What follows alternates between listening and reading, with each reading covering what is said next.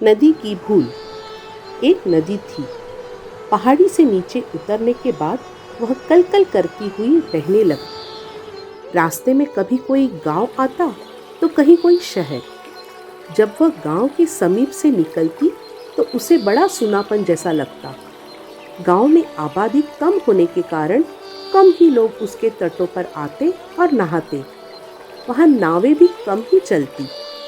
हाँ, जब वह शहर के करीब से गुजरती तो उसे बड़ा अच्छा महसूस होता। बड़े बूढ़े, औरतें और बच्चे नहाने के लिए आते। दिन भर चहल पहल बनी रहती। वहां नावें भी खूब चलाई जाती। लोग अपने कामों के लिए इस पार से उस पार आते जाते रहते।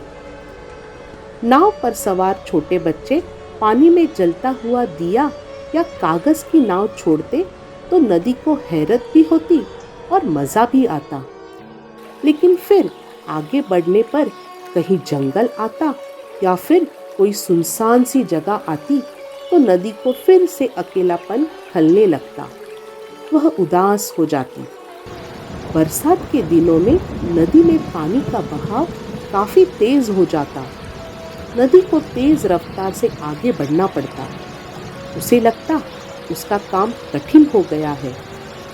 उसके पानी को समुद्र तक जाने की जल्दी होती है। एक बार बरसात काफी तेज और कई दिनों तक होती रही। नदी में ऊंची ऊंची लहरें और तेज उफान उठने लगा। एक दिन नदी का पानी तटों को तोड़कर शहर में घुस गया। नदी को लगा यह अच्छा अवसर है, उसे शहर की सैर का मजा मिलेगा, उसका अकेलापन भी जाता रहेगा। यह सोचकर वह शहर में अंदर तक जाने लगी। मगर उसे यह देखकर काफी हैरत हुई कि लोग उसे आती हुई देखकर भाग रहे थे या फिर अपनी छतों पर चढ़े जा रहे थे। तभी उसने किसी को चिल्लाते हुए सुना, भागो भागो, बाढ़ आ गई। नदी सोचने लगी, मैं तो नदी हूँ, फिर लोग मुझे बाढ़ के नाम से क्यों बुला रहे हैं? लोग मुझसे भयभीत क्यों हैं? मैं तो बड़ी उपयोगी चीज हूँ। मेरे पानी से खेती होती है। सभ्यता का जन्म भी नदी के किनारे हुआ था। मैं कई उपयोगी जड़ी बूटियां भी लेकर चलती हूँ जो मनुष्य के काम आती हैं। मैं ऐसी मिट्टी भी लाती हूँ जो खेतों में जाकर उन्हें ज्यादा उपजाऊ बना देती है। मैं पत्थरों को तोड़ती जाती हूँ जो आगे चलकर बालू बन जाते हैं। यह बालू मकान बनाने के काम आता है। मगर आज क्या बात है कि लोग इसी नदी से इतना डर रहे हैं?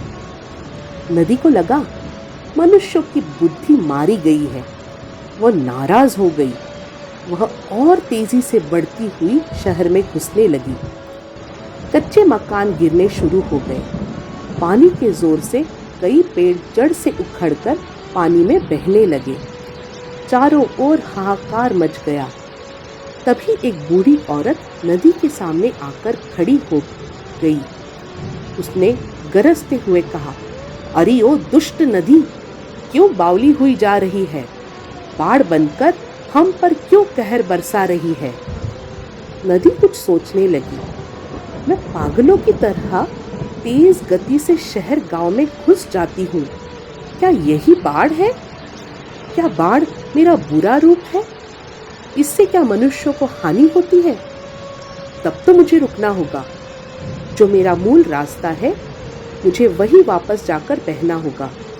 नदी ने पूरी ताकत लगाई और खुद को समेटने लगी। वह पीछे की ओर वापस चल पड़ी। कुछ ही देर बाद शहर से पानी उतरना शुरू हो गया। घरों से पानी निकल गया। सड़क और रेल की पटरियां दिखाई देने लगी। थोड़ी ही देर बाद रेलगाड़ियां और मोटर कारें भी चलने लगी।